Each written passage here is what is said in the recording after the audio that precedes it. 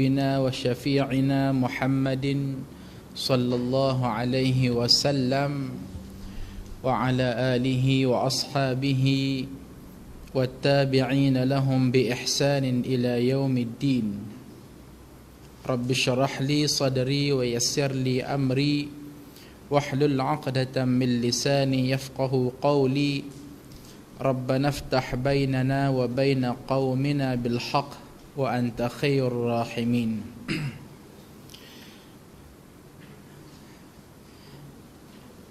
Saudara muslimin dan muslimat yang dirahmati Allah sekalian, alhamdulillah, pertama kita bersyukur kehadirat Allah Subhanahu wa taala di atas segala nikmat dan rahmat kurniaannya kepada kita semua, khususnya nikmat Islam dan nikmat iman. Sekali lagi dah saya menjemput al-Fadhil Ustaz Ismail Nur ataupun Ustaz Abah Kacik, tafadhal badila anni. Baik. Sahabat-sahabat muslimin dan muslimat sekalian, kita masih lagi menyambung pelajaran Ihya Ulumuddin di bawah tajuk Husnul Khuluq, akhlak yang baik, di muka surat 136. Hadis yang berikutnya yang dinyatakan, hadis diriwayatkan oleh Al-Imam Ad-Daraqutni daripada Abi Sa'id Al-Khudri.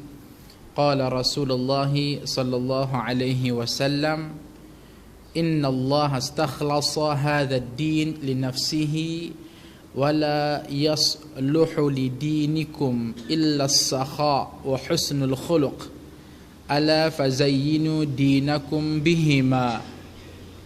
Yang bermaksud, sesungguhnya Allah Subhanahu wa taala menerima dengan ikhlas agama ini, yakni agama Islam, bagi dirinya, dan tidak patut bagi agamamu selain kemurahan hati dan kebagusan budi. Dari itu ketahuilah, maka hiasilah agamamu itu dengan kedua-duanya, yakni kemurahan hati dan kebagusan akhlak. Saudara muslimin dan muslimat sekalian, pada hadis ini Rasulullah sallallahu alaihi wasallam memfokuskan kepada kita sekurang-kurangnya 3 perkara untuk kita ambil perhatian. Pertama ialah penegasan daripada Allah Subhanahu wa taala bahawa agama yang diterima di sisi Allah Azza wa Jalla ialah agama Islam.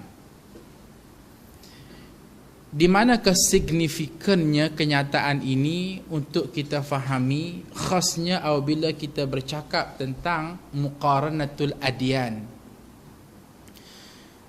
itulah perbandingan agama. Asasnya ialah kepada mereka yang tak faham hidup beragama, maka mereka akan kata, pilihlah mana-mana agama sekalipun tak apa, sebab semua agama menyuruh manusia kepada perkara yang baik. Dan statement ini sedar tak sedar pernah diucap oleh orang Islam sendiri, oleh pimpinan orang Islam sendiri, dalam nak menyatakan bahawa lunaknya hidup atas muka bumi ini. Memang satu sudut kita tak nafi, tuan-tuan dan puan-puan sekalian, bahawa semua agama menyuruh kepada perkara yang baik. Tidak ada satu pun agama atas muka bumi ini, sama ada al-adyan as-samawiyah, agama langit, iaitulah agama Islam, Yahudi, Kristian, ataupun al-adyan al-ardiyah, agama-agama bumi, Buddha, Hindu, Confucius, Allahumma illa, kecuali semua mereka menyuruh manusia pada perkara baik. Maknanya dari segi bersetuju bahawa akhlak adalah asas kepada jati diri seorang manusia ni, memang perkara muttafaqun alaih. Contoh, kita kata soal birrul walidaini, buat baik kepada ibu dan ayah. rujuk dalam Islam pun ya gesaan daripada Islam supaya buat baik pada ibu ayah.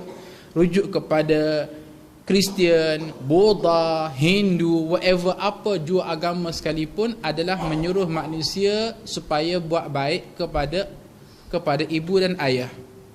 Jadi kepada mereka yang tohur agama ataupun mempelajari agama hanya dengan kitab, akhir sekali mereka buat keputusan, apa beza di antara Islam dengan Buddha? Apa beza di antara Islam dengan Hindu? Maka pada masa itu mereka rasa mereka nak peluk Islam pun mereka boleh peluk Islam, mereka nak peluk Buddha Hindu pun mereka boleh peluk Buddha Hindu. Kerana apa? Kerana nilai yang sama dikompromikan.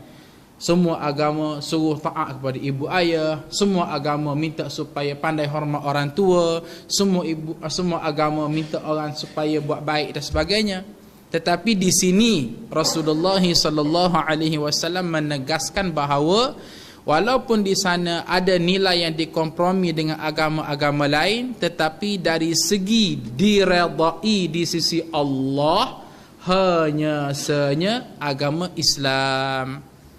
Inilah dia makna kepada firman Allah Azza wa Jalla, inna ad-dina 'indallah al-Islam. Sesungguhnya din di sisi Allah ialah Islam.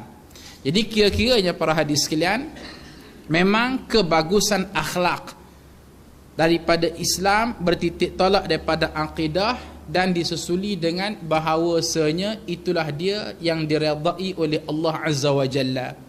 Buat baik atas agama Kristian, buat baik atas agama Hindu, ya buat baiklah, paling tinggi atas nama insaniyatul insan, keinsanan insan. Naluri fitrah semula jadi suara hati, ya memang minta supaya buat baik.